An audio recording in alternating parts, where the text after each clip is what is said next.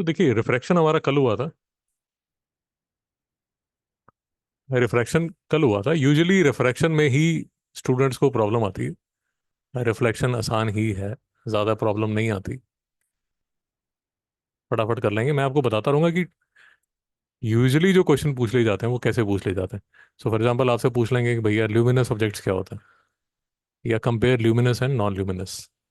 तो ल्यूमिनस मतलब जो लाइट दे रहा है, नॉन ल्यूमिनस जो लाइट नहीं दे सकता। कोई डाउट है? मीडियम क्या होता है यार? मीडियम वो मटेरियल है जिसके थ्रू लाइट ट्रेवल हो रहा है। कल भी इस पे भाषण मिला था आपको। Now there is a word which is written here, infrared radiation, है ना? तो ऐसे मान लीजिए, ऐसे मान लीजिए कि वेव है। It's a wave. This something called, मैं एक वर्ड लिख रहा हूँ यहाँ, कोई लंबा डिस्कस नहीं करूंगा, यही बात खत्म कर दूंगा। इलेक्ट्रोमैग्नेटिक स्पेक्ट्रम, है ना? Electromagnetic spectrum. आप लोग जो नाइन्थ में करेंगे, फिजिक्स लेंगे, वो डिटेल में बात करेंगे। But just to give you a flavour, electromagnetic spectrum क्या होता है? आपने एक्सरे तो सुना ही होगा, रेडियो वेव सुना होगा, माइक्रोवेव सुना होगा, आपके घर में माइक्रोवेव है ना? तो ये सारी की सारी वेव्स हैं, रेडियो वेव्स। आप मोबाइल में बात करते हैं तो इतना तो समझ आता है कि यार there is something which is carrying the signal. तो ये जो इंफ्रारेड रे, ये जो लिखा हुआ है, it is part of this electromagnetic spectrum. So ये सारे के सारे जो कलर्स हैं, लाइट के जो कलर्स हैं, एक्सरेज हैं, अल्ट्रा वायलेट रेज हैं, ये सब जो आप वेव सुनते हैं, तो these are actually all of them are related and they are part of this family which is called electromagnetic spectrum. Am I able to get through? अब मैंने बात कर ली है तो मैं, मुझे 2 मिनट दीजिए, मैं एक फोटो आपको दिखा देता हूँ ताकि आपको याद रहे कि हमने क्या बात की थी।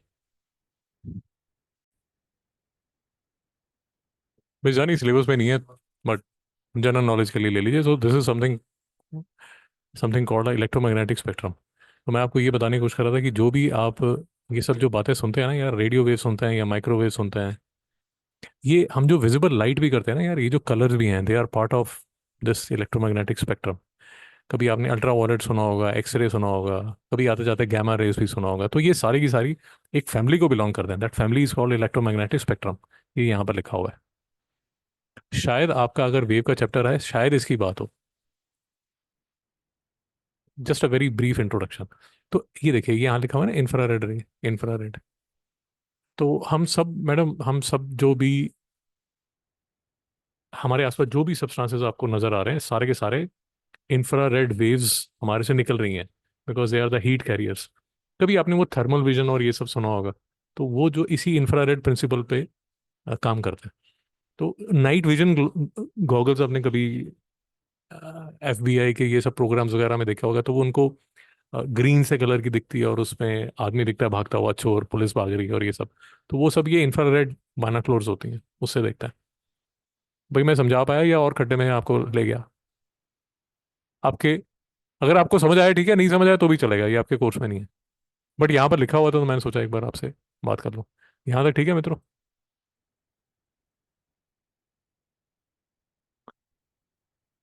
तो तो ये इंफ्रारेड रेडिएशन जो लिखा हुआ है, ये वो इलेक्ट्रॉनिक इलेक्ट्रोमैग्नेटिक स्पेक्ट्रम जो आपको दिखाया, उसमें ये इंफ्रारेड रेडिएशन जो है, ये काइंड ऑफ वेव है जो कि हीट कैरियर है।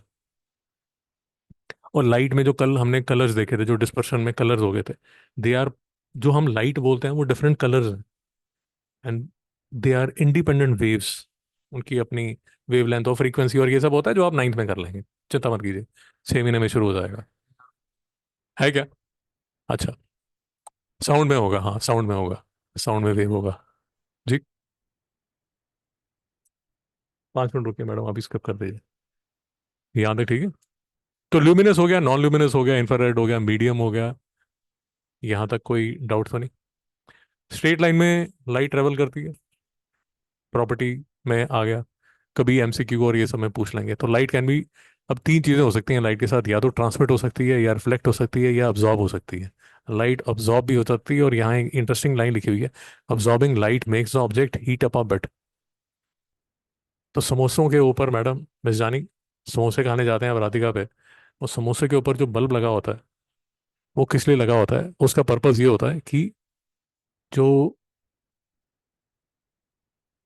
ये जो बल्ब है, ये जो बल्ब है, या कभी आपने, जैसे मॉल वगैरह में कभी आप घूमते फिरते हैं ना, एक बहुत बड़ी स्क्रीन्स कई बार लगी होती हैं, उन स्क्रीन्स के सामने से इफ यू वॉक पास तो गर्म लगता है, because light carries energy with it. तो यहाँ पर ये लिखा हुआ है, absorbing light makes the object heat up a bit. यहाँ तक कोई डाउट है? जी। जी। तो तीन तरह के सब्जेक्ट ऑब्जेक्ट्स होते हैं, यहाँ पर भी आपसे क्वेश्चन पूछे जा सकते हैं, थोड़ा याद रख लीजिए। ट्रांसपेरेंट, जहाँ से लाइट निकल सकती है, ओपेक, जहाँ से लाइट नहीं निकल सकती, और ट्रांसलूसेंट मतलब जो फ्रॉस्टेड ग्लास बाथरूम्स वगैरह में लगे होते हैं, या अ, कहीं पर भी ऑफिस वगैरह में अगर आपने देखे हो तो। जी, ब्लर के लिए। तो तीन यहाँ पर, ये जो वर्ड्स है ना यार, इन वर्ड्स पे क्वेश्चन बन जाता है। Luminous, non luminous, medium, transmitted, absorbed, reflected, transparent, translucent, opaque. बस, ज़्यादा इंग्लिश ज़्यादा लिखी हुई है, काम की बातें कम है। याद रखिए, टू लॉज ऑफ रिफ्लेक्शन है, पहली बात।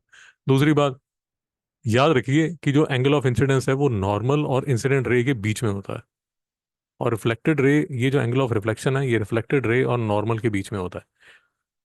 कई बार बच्चे इसको आई बोलना शुरू कर देते हैं या इसको आर बोलना शुरू कर देते हैं, भाई वो सब गलत है, ऐसे मत कीजिए। यहाँ तक ठीक है?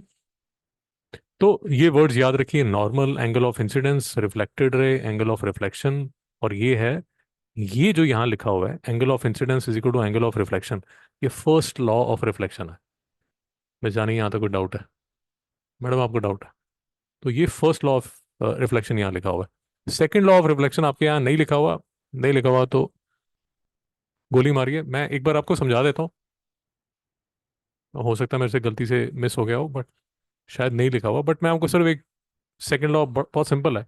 सेकंड लॉ ये कहता है कि जो इंसिडेंट रे है, जो रिफ्लेक्टेड रे है, और नॉर्मल जो है, they lie in the same plane. इसका मतलब ये हुआ मैडम कि जैसे आपकी पेंसिल्स जो पड़ी हुई हैं, वो सेम प्लेन पे पड़ी हैं, वो डाइनिंग टेबल के ऊपर पड़ी हुई हैं, है ना? तो इंसिडेंट रे, रिफ्लेक्टेड रे और नॉर्मल जो है, they lie in, all these three lines they lie in the same plane. यहाँ तक कोई डाउट है?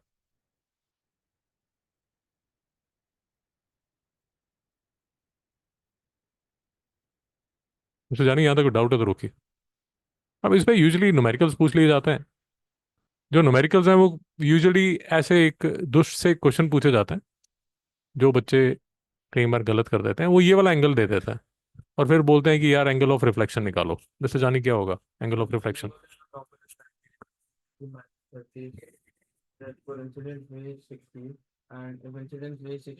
बहुत बढ़िया, बहुत बढ़िया। बस ये एक न्यूमेरिकल पूछ लेते हैं, दैट इज इट। यहाँ तक कोई डाउट? इससे ज्यादा इससे नहीं पूछते। अब कई बार इसमें कुछ प्रॉपर्टीज पूछ लेते हैं, ये देख लीजिए, वर्चुअल और रियल। यार वर्चुअल और रियल एक्चुअली बच्चों को समझ नहीं आता। ये एक, मैं आपको डायग्राम दिखाता हूँ जिसमें आपको शायद समझ आ जाए।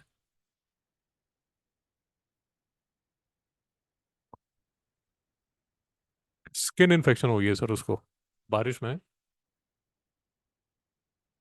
बारिश में स्किन इन्फेक्शन हो जाती है, तो उसकी वजह से वो पेन कर रहा है। देखिए, ये इसे समझाने की कोशिश करता हूँ आपको। ये आपका प्लेन मिरर है, जो आप बाथरूम में आपके लगा हुआ है। यार, ये जो इमेज आप देखते हैं इसको बोलते हैं वर्चुअल इमेज। मैडम ये आपकी बुक में नहीं है। ये जो इमेज है, इसको बोलते हैं वर्चुअल इमेज, बिकॉज ये आप स्क्रीन पे नहीं ले सकते। But if you have a curved mirror like this concave mirror, ऐसा कॉनकेव मिरर, ये कॉनकेव मिरर में जो ऑब्जेक्ट है, उसकी इमेज आप स्क्रीन पे ले सकते हैं। मेरी बात मिस जानी बिल्कुल समझ नहीं आई, रिपीट करता हूँ। वर्चुअल इमेज, मिस जानी, is found by plane mirror. ये जो इमेज है, ये आप स्क्रीन पे नहीं ले सकते। ये बात समझ आ गई? But a real image can be found by a concave mirror. में आप कॉनकेव मिरर लेते हैं। कनकेव मिरर आपने लिया, कनकेव मिरर आपने लिया, वो कनकेव मिरर जो इमेज बना रहा है, वो आप एक स्क्रीन पे ले सकते हैं।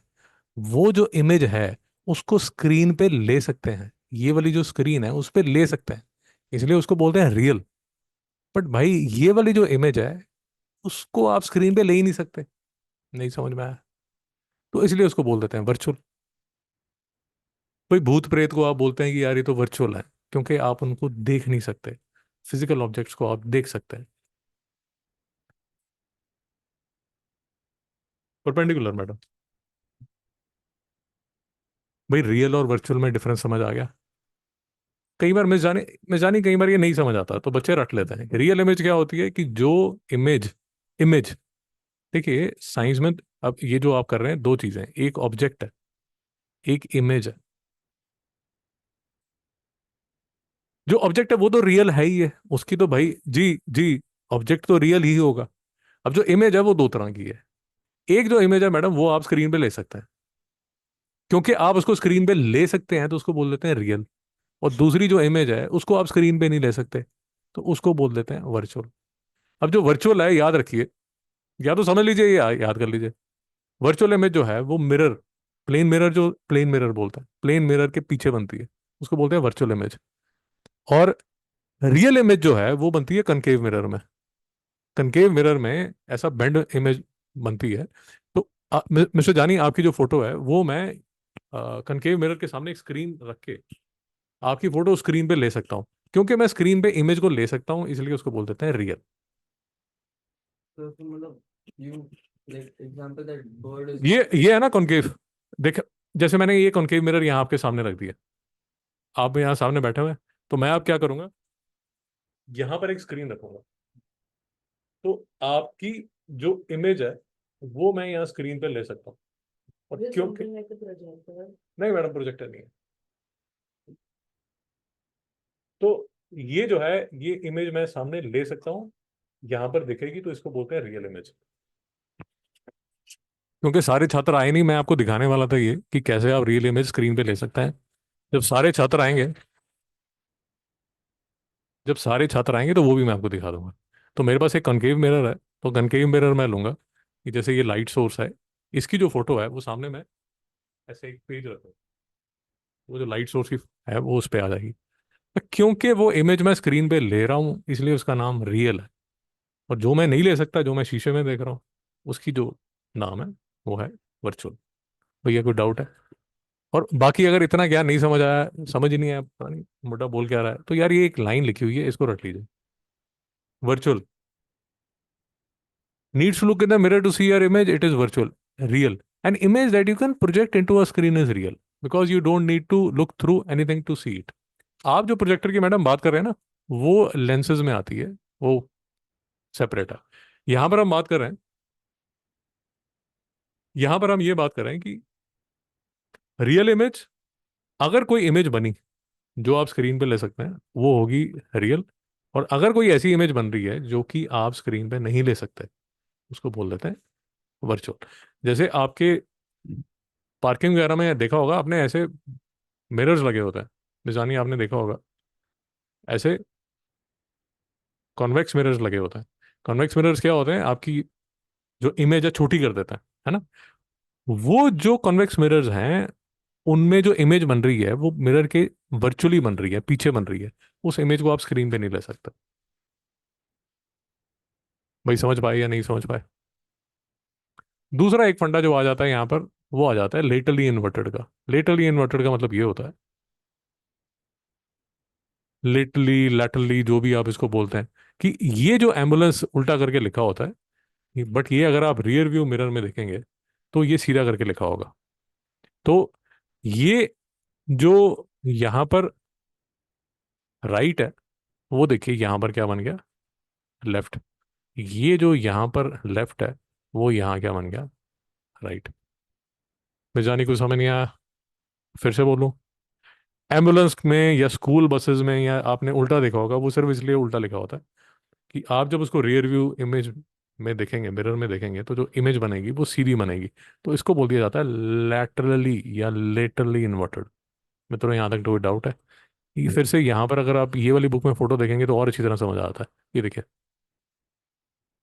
तो यहाँ आपको ये समझाने की कोशिश कर रहा है कि ये जो डी, जो ऑब्जेक्ट है वो ऐसा लिखा है, उसकी इमेज देखिए उल्टी है। तो इसको इसको बोलते रहते हैं लेटरली इन्वर्टेड। आपकी बुक नहीं है मैडम, ये ऐसे करके आपको शो कर रहा है। नहीं समझ में आया? यहाँ तक कोई डाउट है? तो ये तो बेसिक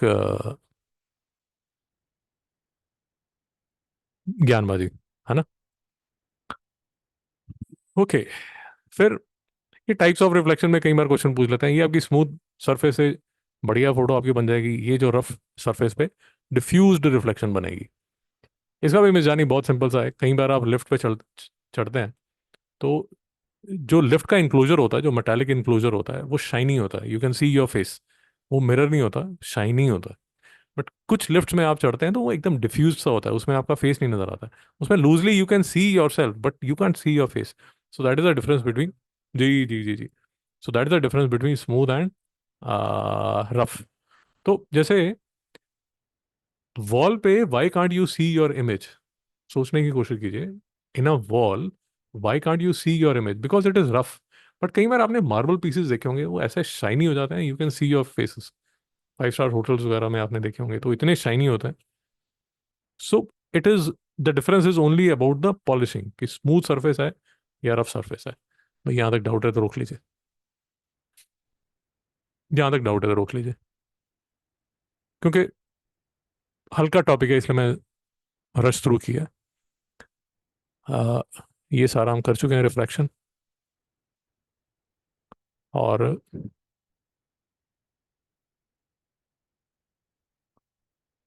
अब स्टार्ट करते हैं कलर्स। ओके।